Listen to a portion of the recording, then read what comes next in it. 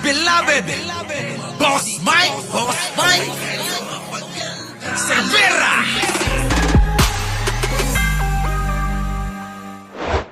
Tayo sa korte at sisiguraduhin ko lahat kayong responsable dito sa malversation ng 90 billion. Pakukulong ko kayo kung yan ang huling gagawin ko sa aking buhay. Kaso, tingnan nyo to, magpapakulong daw. Pero mga kababayan, ha? Magpapakulong, pero mukhang siya yung makukulong. Magpapakulong, yun daw yung huli niyang gagawin sa kanyang buhay. Pero lumayas yan. Ano? Ha? Lumayas yan! Ibang klase, no, mga kababayan? Ibang klase. Papakulong. Ha? Tapos nung lumayas, pumunta sa ibang lugar, nagtago, at tuloy-tuloy ang banat! Di ba, mga kababayan? Di ba, Kicks TV, tago na lang ng tago? Oh. Ha? Oh, sige. Alam nyo, mga kababayan, ha? Kung ganito lang, pasensya na kayo, ha? Sa mga kapatid nating Iglesia ni Cristo, gusto ko lang magpakatotoo. Kung ganito lang, ha? Sa susunod kong video na ipapakita ang ginawa ni Sara Duterte, payag ako, wag nyo nang impeach. Opo, payag ako, wag nyo nang impeach. Pero, kayo na humusga. Eto na. Grade 3 lamang ang natapos. Ang nanay ko'y public school teacher.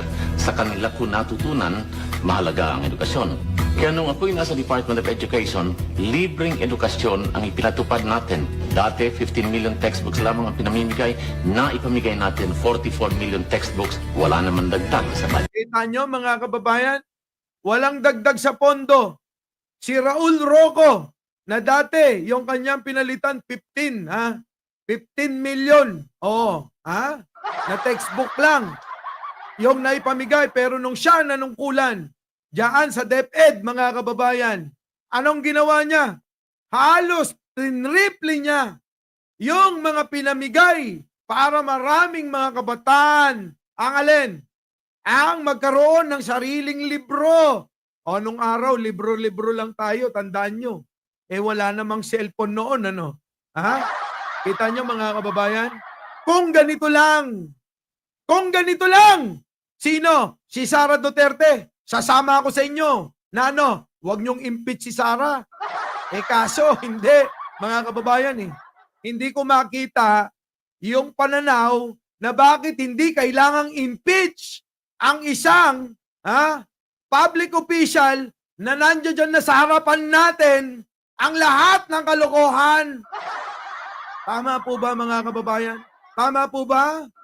Oo, ako papayag kung ganito lang ang makikita nating pagtatrabaho ni Sara Duterte. Wala akong problema . Baka ikampanya ko pa na eto na susunod na maging presidente. Tama, mali? Tuloy. Libreng edukasyon. Ito ang unang hakbang sa disenteng buhay. Libreng edukasyon, napakahalaga. Totoo, bakit? Taga-suporta ko niyan ni Raul Roco. Buong pamilya namin, sinuportahan yan. Di ba? Yung libreng edukasyon ang kailangan nating mga mag-aaral noon . Pansinin ninyo, mga kababayan, yung mga mag-aaral noon kahit kapos sa pera, walang baon. Pumasok ka sa eskwelahan, meron kang makakain na tinapay, may kakalaman ang tiyan mo at makakapag-isip ka ng tama para matuto sa mga tinuturo ng teacher mo. Di ba? Ngayon, mga kababayan, panahon ng Duterte, panahon ng mga ilan, ano nangyari, mga kababayan? Imbis na tulungan nila ang mga kabataan na madagdagan ng kaalaman dahil tayo huling-huli na sa PESA, mga kababayan. Sa mga hindi nakakaalam, kulelat tayo pagdating sa quality ng edukasyon. Kita nyo? Nung araw, mga kababayan, hindi tayo nahuhuli dyan. Kaya nga tayo siguro, nataniman ng maayos-ayos na pananaw. Di po ba? Ano nangyari, mga kababayan? Si Sara Duterte, yung para sa mga kabataan para sa mga anak natin, para sa mga mga mag-aaral na nangangailangan, walang pera, walang pampaaral, walang pamasahe, lahat wala. Kita nyo, ano nangyari? Lalong ninakawan, lalong nawalan. Yung para sa kanila, kinulimbat pa. Tapos gusto nyo, wag natin impeach si Sara? Nako mga kababayan, hindi tayo magkakasundo dyan. Bakit hindi kailangan impeach ang may kasalanan? Ganun ba dapat? Konsintihin ang nakakagawa ng kasalanan? Hindi yan ang katuruan. Opo hindi po yan ang katuruan ng mabuting aral. Mga kababayan, ako po'y marami na ho ako na nakasalumuha. Opo, pare, madre, at kung ano-ano pa mga pastor. Mga kababayan, maraming turo. Bakit natin kukonsintihin ang isang magnanakaw? Hindi ko maintindihan. Kaya sa mga nakakaunawa at alam, siguro naman, masigit na nakakaunawa kayo, bigyan nyo ako ng kaliwanagan na pagpapaliwanag diyan sa comment section. Kasi mga kababayan, tandaan nyo, hindi ko talaga malubos maunawaan. Bakit ganon? Diba? Bakit yung magnanakaw kailangan konsintihin? Bakit kailangan yung magnanakaw ay dapat iheli natin? Hindi ba't dapat ang iheli natin?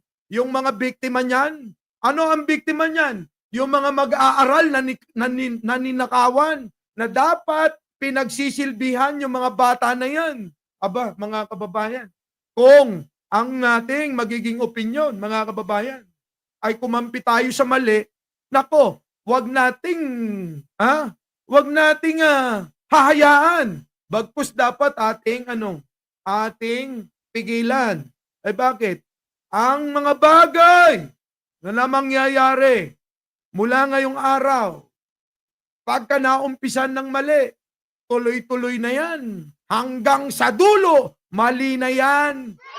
Tama? Ganun po dapat mananaw. Pero kung sasabihin natin, wag natin impeach yung isang tao na nakikita na natin na maraming kamalian na kitang-kita na yung pangloloko sa taong bayan, teka muna mga kababayan. Hindi tayo magkakasundo sa pananaw na ganyan. Tama, mali, mga kababayan. Tama, mali. So, eto na. Tuloy natin. Good. Sa bagong Pilipinas. Yan! Sa bagong Pilipinas! Ayan, buti pa yan, no? Kita nyo? Kahit nawala na, pumanaw na. Kita nyo, dalandala pa rin ang kagustuhan at pangarap niya na bagong Pilipinas. Di po ba? Bagong Pilipinas. Dala-dala niya mga kababayan. At yan ang pangarap ni Raul Roco. Nawala na sa mundo. Pero tandaan nyo, naging pangarap din niya ang bagong Pilipinas.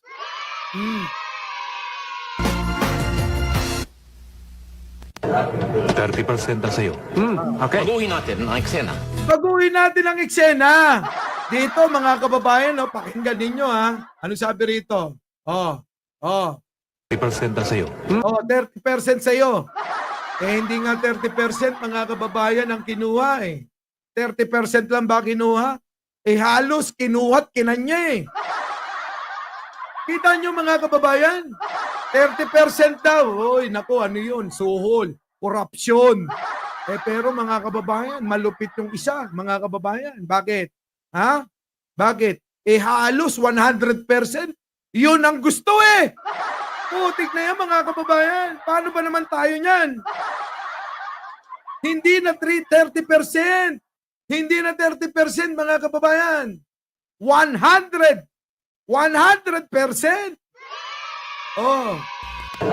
30% na sa'yo. 30% sa'yo. Sabi nung isa, ayoko ng 30%, pwede namang 100%. Gagawa lang ako ng peking resibo at tatanggapin ni Mary Grace Piatos. Pero yung Mary Grace Piatos, tinago ko lang pero ako pa rin yun. Na, mga kababayan. Diba? Diba? Oo. Yan ang sinasabi ko. O, tuloy. Okay. Baguhin natin ang eksena. Sa bagong Pilipinas, bawal ang kurakot. Kita nyo, sa bagong Pilipinas, bawal ang kurakot. Pero hindi masamang tumulong. Tumulong gumawa ng mga proyekto na pakikinabangan ng mamamayang Pilipino. Dapat yun ang maganap. Tulad na sinabi ni Raul Roco. Yan ang bagong Pilipinas na noon pa gusto at hangarin niya na ang bagong Pilipinas. Diba mga kababayan? Tuloy. Public bidding, public talaga. Walang under the table. Sa bawat kurakot, nawawalan kayo ng pabahay. Kita nyo. Sa bawat kurakot, ano nawawala sa atin mga kababayan? Na imbis na magkabahay ang ilan, nawawalan. Na imbis na makakakain ang ilan, nawawalan ng pagkain sa kanilang hapagkainan. Kita nyo? Namamatay ang ilaw, natutuyo ang tubig. Kita nyo mga kababayan? Nawawala ang ilaw, natutuyo ang tubig. Bakit? So tumataas ng tumataas dahil sa korupsyon. Kaya mga kababayan, ang sisihin ninyo, yung mga tao na mga kurakot. Kita nyo? At kailangan yung mga kurakot kahit sino pa, kahit si Pangulong Bongbong Marcos pa, kapag napatunayan ng urakot at nasakdal, hindi dapat kinukonsinte. Tama, mali. Wala tayong kukonsintihin mga kababayan. Kahit kapatid, kahit asawa, kahit jowa, kahit anak. Wala dapat kinukonsinti. Ngayon mga kababayan, nakita natin at nabulalas lahat sa Quad Committee ang pag-iimbestiga nila. Napatunayan at naipakita nila na maliwanag na maliwanag. Itong si Sara Duterte ay nangulimbat.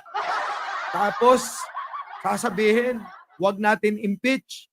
Wag natin impeach yan. Kasi, makakagulo. Ganun ba dapat? Konsintihin na lang ang mga nakakagawa ng mali para hindi magulo. Hindi ba't mas malaki ang maidudulot na kaguluhan ng pagkukonsinti ng mali? Dahil ang pagkukonsinti ng mali, parang uminom lang kayo ng antibiotic at pain reliever niyan. Hindi ba dapat tanggalin ang tumor, ang cancer? Ano ang cancer na tinutukoy ko mga kababayan? Yung cancer ay yung mismong magnanakaw. Para hindi pa marisan ng mga susunod na magsisilbi dito sa ating bayan. Sana nagigets nyo ako, mga kababayan. Nagigets nyo po ba ako? Diba? Ito na mga kababayan. Ulitin ko lang Umiikli ang kalsada. Sa bawat kurakot, wala tayong pambayad sa utang. Kung walang kurakot, masigla ang ekonomiya. Correct, mga kababayan. Tapos sasabihin nila, wala hindi maganda ang ating ekonomiya. Putik na yan. Kurakot kayo ng kurakot, tapos sasabihin nyo, kayo pa may ganang magsalita na hindi magandang ekonomiya. Huwag kayong mangurakot. Di po ba? Huwag kayong mangurakot. Di ba? Ganun lang kasimple. Bago tayo magsalita, mga kababayan, na ng pambabatiko sa gobyerno, dapat hindi natin ginagawa yung mga bagay-bagay na nakakasira din at nagiging masama ang epekto sa ating mga kababayan, sa ating ekonomiya, at sa ating bansa.